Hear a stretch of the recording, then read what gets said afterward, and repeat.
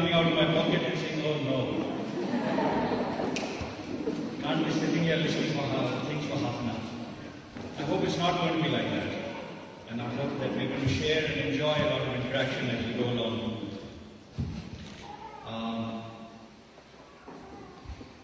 Mrs.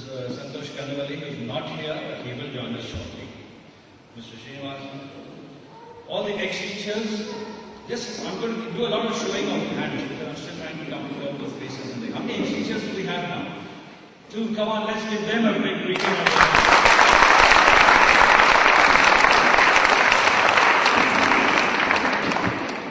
All the current teachers, and then of course, the key founders of higher school.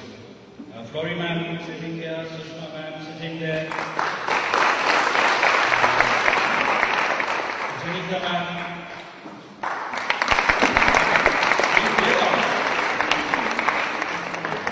Jiva sitting there,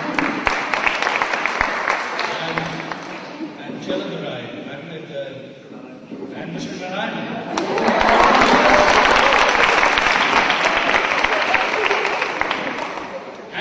That's right, Varsima ma'am, how could I forget that? Varsima ma'am.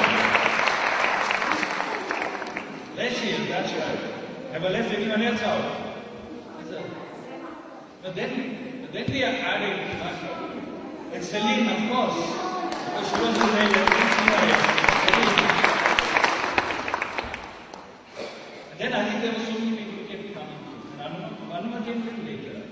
Anyone else? Was it right from the start? More or less.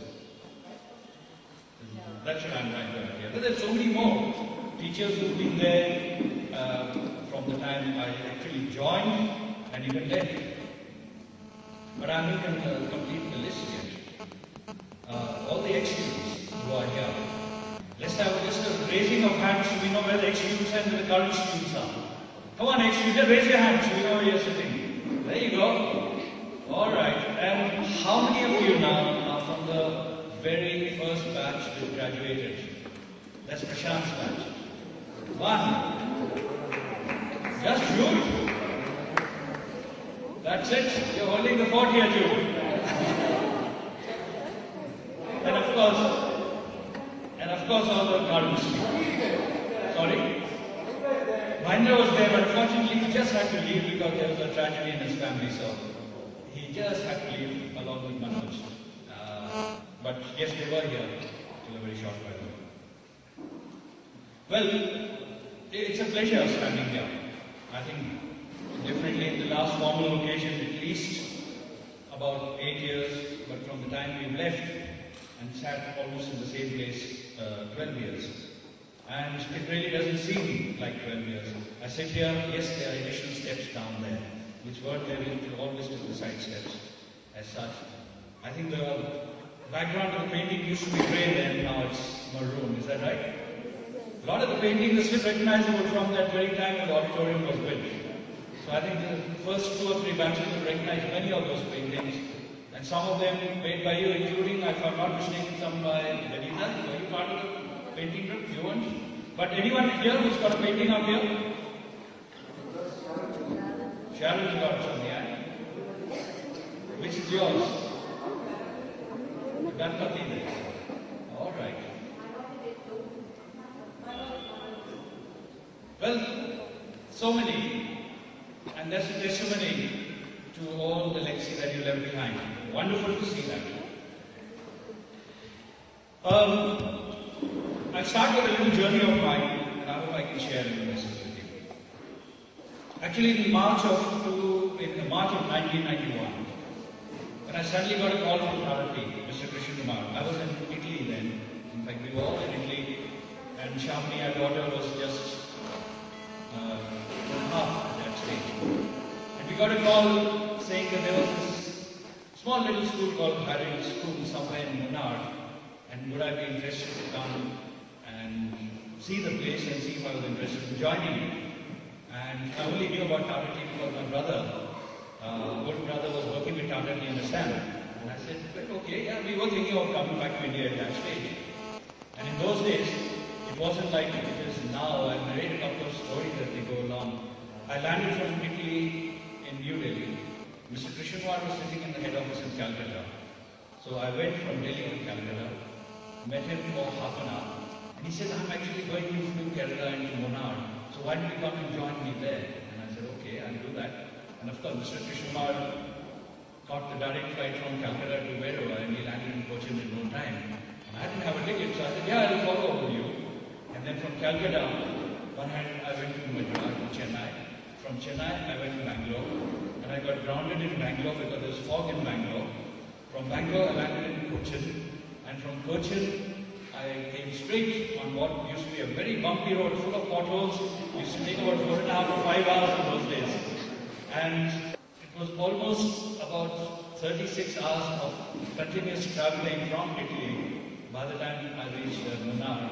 And I can just about remember the TSH of Pallivasala sort of just falling off all over the place. And it was wonderful.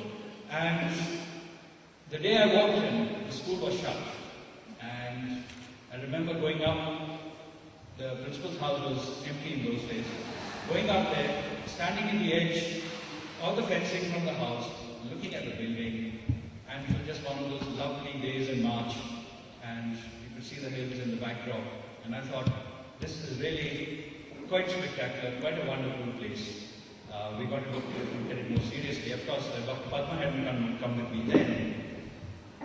When I met Mr. Vishkumar a little more peacefully, he said, what were my plans and my dreams? And I said, plenty. And then I had the cheek to ask him, I said, what are yours? What are your dreams and what are your plans? And he just said something very simple. He said, he has a dream where he wants everyone who studies at higher school, irrespective of the background, to become the biggest possible ever. And his dream will only be complete when one of them comes back and becomes the managing director of the charity. And he said, do you believe in it? I said, I certainly believe in that. But do you? Yes, you do, because you share it. Do the Munarians? Do they believe in it? It's a very small community, and in those days, tucked away in a small little pocket of Munnar and in the hills. I said, I don't know if anyone even can visualize that kind of a dream. I said, you back me, we'll go ahead, and we'll do it. I think after 18 years now, since I first met him, you can see from yesterday's recognition that he's got. And Mr. Ratan Tata sort of came into the picture later after Mr. G.R.D. Tata. That dream, that mission continues. You, all of you, the old students, the current students, you're the testimony to that. The journey started quite some time ago, 25 years ago, and very few people believed in it. When I came in 91, believe me, very few people believed in it, including you, the old students. I think many of you were probably quite bewildered as to what we were talking about, because in those days, we only looked a little beyond our noses. That was India. You didn't go. I still remember we did a survey once when you went away for your camps on those trips we used to have in the buses, and 81% of you had never sat in a train in those days. 81%. And some 90% of the students had never ever seen an aeroplane except in books. Those were the days. The only television we used to get in those days out here was something that used to bounce off from Sri Lanka. And for that, you had to go and get an angle from somewhere, and you get a Sri Lankan channel in those days. By the time the World Cup came up in 1992 in New Zealand and Australia, we started looking at huge dishes. And I remember the cables coming all the way from Madhupati. Was it 1992 or it was probably 1992 when the World Cup happened. And those cables used to come all over the place, and there used to be this strong wind, and the elephants used to come, and every other day the cable would go. And what was still out there would inevitably be stolen by the people on the estates and things like that. And so you never had the cable for more than a week.